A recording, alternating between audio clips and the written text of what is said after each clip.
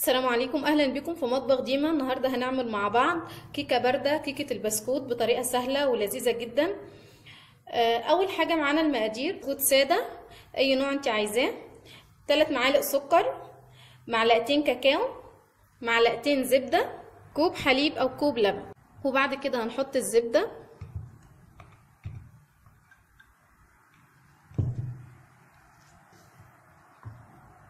والكاكاو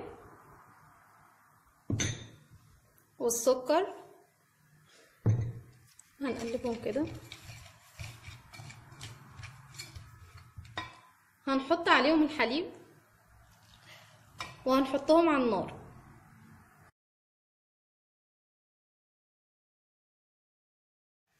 وبعد كده هنحط المكونات بتاعتنا كلها على النار لحد ما تبدأ كل حاجة تسيح، كل مكوناتنا تسيح معانا لحد ما المكونات كلها تسيح ويبدأ يغلي. اول ما يبدأ يغلي هنطفي عليه.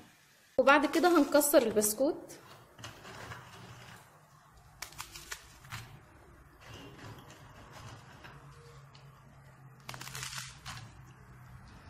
على حسب ما ياخد الكمية، يعني احنا نحط الحبة ونقلب شوية وبعد كده نكمل تاني عادي. لو البسكوت تخين عادي،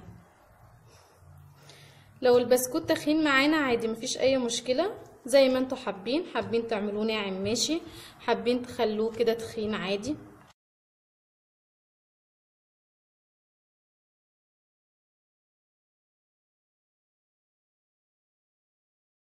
بعد كده هنجيب، لو حابة تحطي في صينية ماشي، حابة تحطي في طبق ماشي، هنجيب كيس نايلون وهنحطه بالشكل ده، وهنبدأ نحط الخليط بتاعنا كده.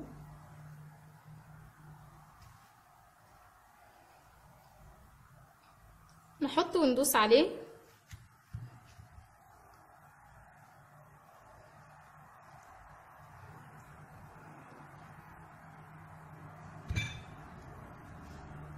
ندوس عليه لتحت كده عشان ما يبقاش فيه فراغات تحت. هنسويها وهنحطها في التلاجة من ساعة لساعتين لحد ما الكيكة تبرد وتتماسك معانا. وبعد كده الكيس هنعملها بالشكل ده. ومعانا للتزيين نص كوب لبن و100 جرام شوكولاتة خام.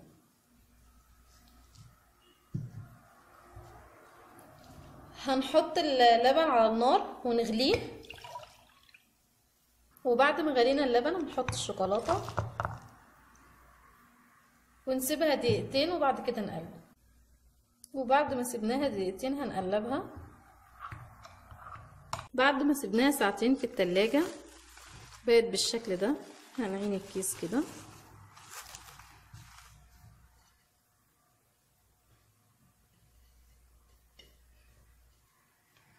وهنقلبها على طبق او صينية.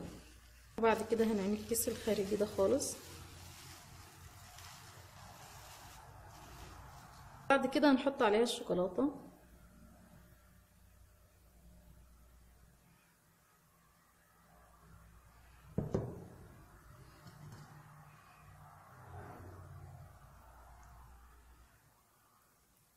طبعا التزيين ده كل واحد زي ما هو عاوز.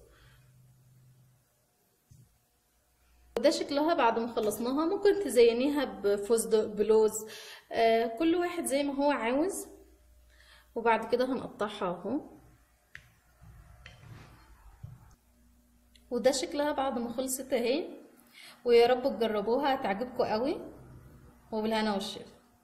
لو عجبكم الفيديو وعاوزين تشتركوا على قناتي، ادخلوا على اليوتيوب واكتبوا في البحث مطبخ ديما، هتظهر لكم اول واحده اهي. اضغطوا عليها، قدامكم كلمه اشتراك اللي في المربع الاحمر، اضغطوا عليه هيظهر لكم الجرس، اضغطوا عليه عشان يتفعل ويوصلكم كل جديد.